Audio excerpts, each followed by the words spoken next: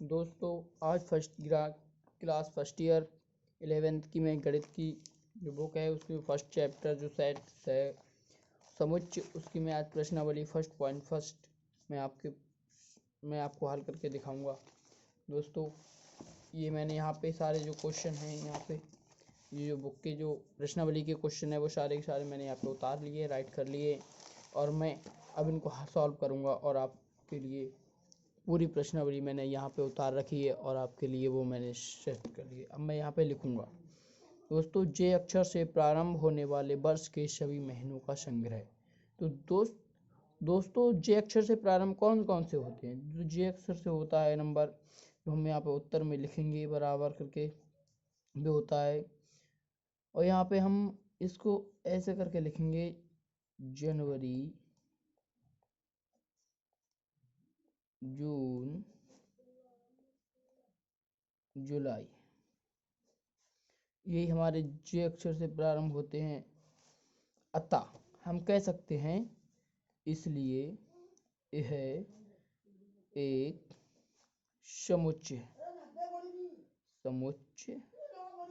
है। क्योंकि दोस्तों यहाँ पे पूछा था निम्नलिखित में से कौन से समुच्चय हैं, अपने औचित्य का उत्तर बताइए।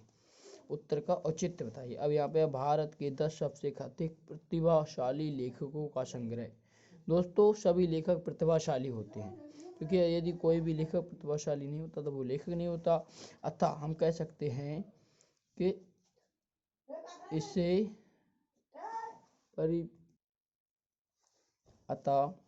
हम कह सकते हैं कि इसे सुपरिभाषित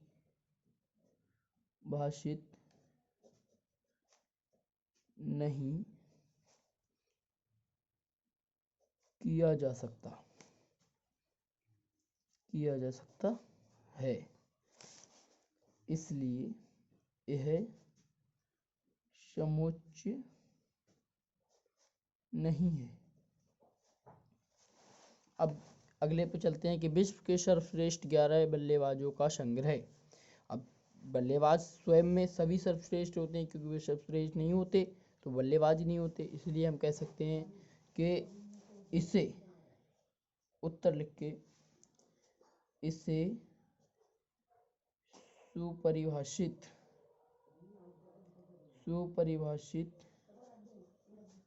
नहीं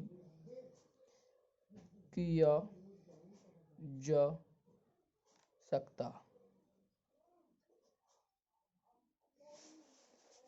इसलिए यह समुच्चय नहीं है। दोस्तों आपकी कक्षा के सभी बालकों का संग्रह जो कि हम यदि किसी कक्षा में पढ़ रहे हैं तो उसको हम गिन के बता सकते हैं कि इतने हमारी कक्षा में बच्चे हैं, तो हम चूँकि इसे हम उत्तर में लिखेंगे चूँकि इसे सुपरिभाषित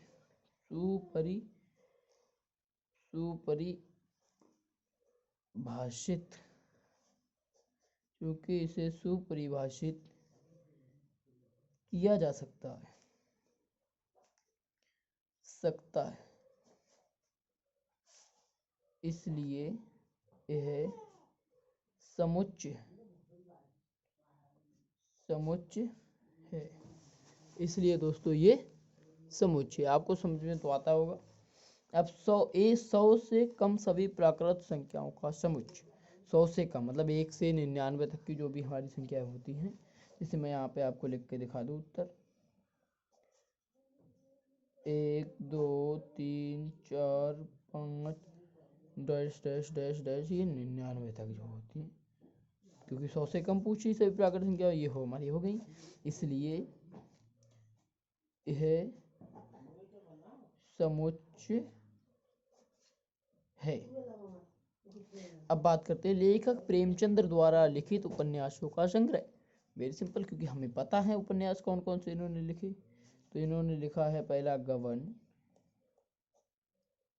गोदान, सेवा सदन और फिर है निर्मला। निर्मला, क्योंकि इसे हमने शुभ परिभाषित कर दिया इसलिए यह समुच्चय है दोस्तों, इसीलिए ये समुच्चय है। अब दोस्तों बात करते हैं सभी समपूर्णांकों का संग्रह। समपूर्णांक हमारे दोस्तों कौन कौन से होते हैं? वो हमारे समपूर्णांक जो होते हैं वो ये होते हैं। उत्तर करके हम यहाँ पे लिखेंगे। 0 भी हमारा समपूर्णांक होता है। 0, 2, 4, 6, 8, 10 डैश डैश डैश से अनंत तक चलता रहेगा, इसलिए यह समुच्चय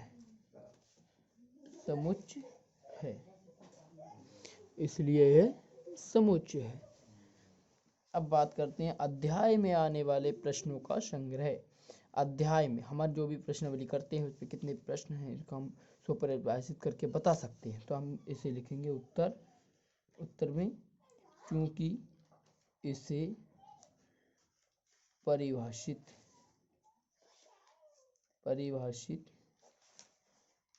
किया जा सकता है इसलिए यह समुच्चय है।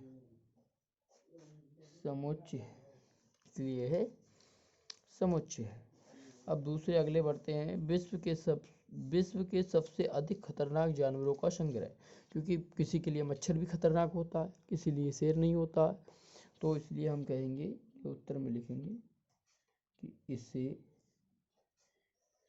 सुपरिभाषित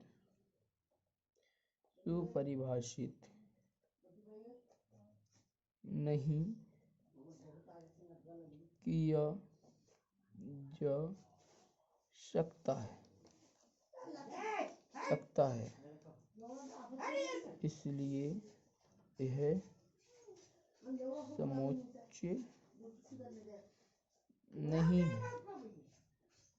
समुच्चय नहीं है।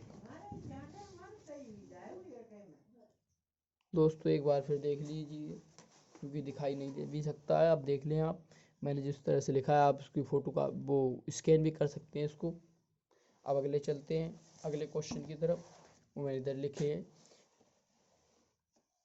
दोस्तों क्वेश्चन है हमारा कि मान लीजिए ए में समुच्चय ए में 1, 2, 3, 4, 5, 6 रिक्त स्थानों में उपर्युक्त प्रतीक बिलोंग, ये हमारा अवयव का चिन्ह होता है, बिलोंग अथवा इज नॉट बिलोंग, अवयव है या अवयव नहीं है, हमें ये चिन्हित करना है, भरना है।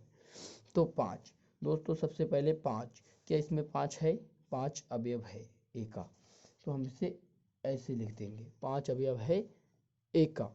अब दूसरे चलते हैं कि 8, क्या इसमें 8 है? 8 नहीं है, तो 8 इज नॉट बिलोंग करता है ए के लिए, अवयव नहीं है ए का। 0, क्या इसमें है?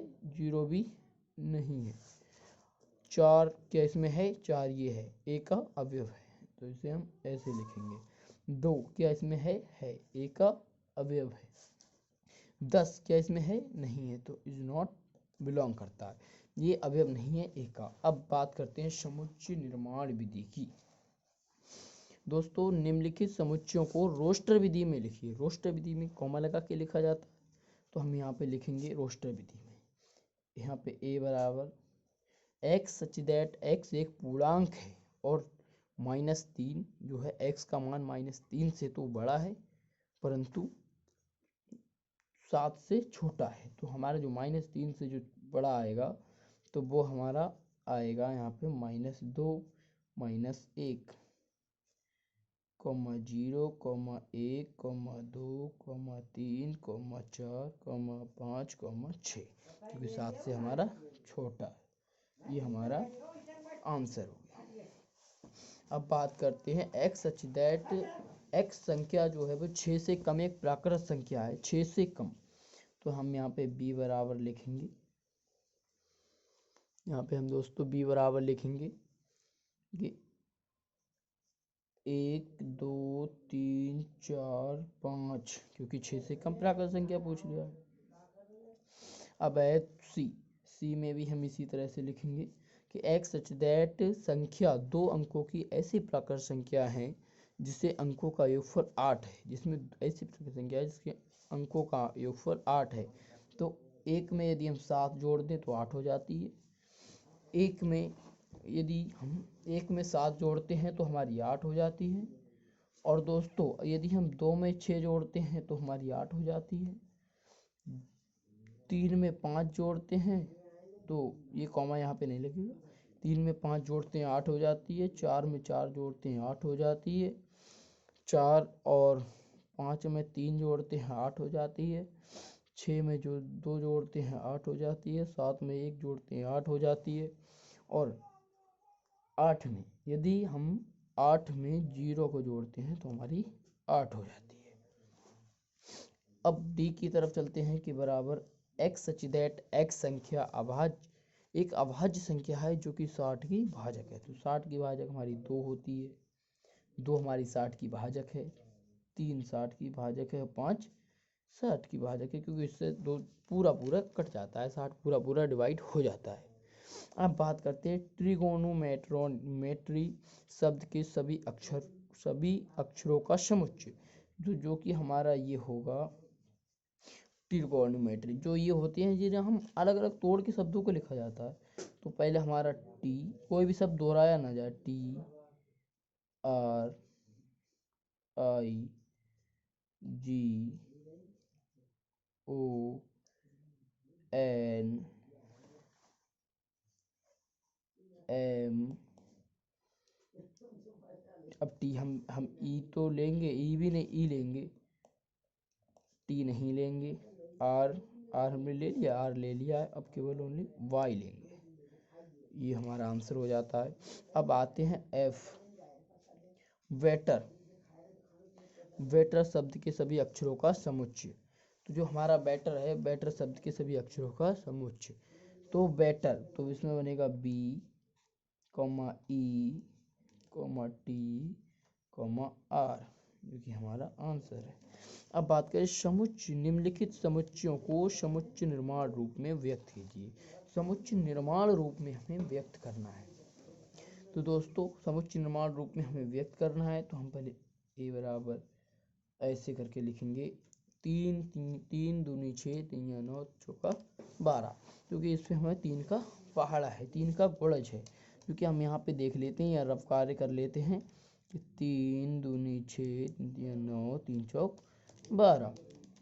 इसी प्रकार करें 3 गुणे 1, 3 एकम 3, 3 गुणे 2, 3 दूनी 6, 3 या 9, 3 चौक 12, यानी कि 3 तो सेम रहा, लेकिन यहाँ पे ये प्राकृत संख्याएं चल गई, 1 2 3 4, क्योंकि यहाँ पे हो गया ये हमारा x बराबर 3n के रूप का। तो हम यहाँ पे लिखेंगे कि x सच दैट x बराबर 3n कॉमा, जो n है वो बिलोंग करता है तो नेचुरल नंबर को, इसके लिए हम नेचुरल नंबर प्राकृत संख्या कहेंगे, कॉमा से 1 से बड़ा है x का मान या बराबर है, और 4 आइए तो 4 से छोटा या उसके बराबर है। ये हमारा आंसर हो गया।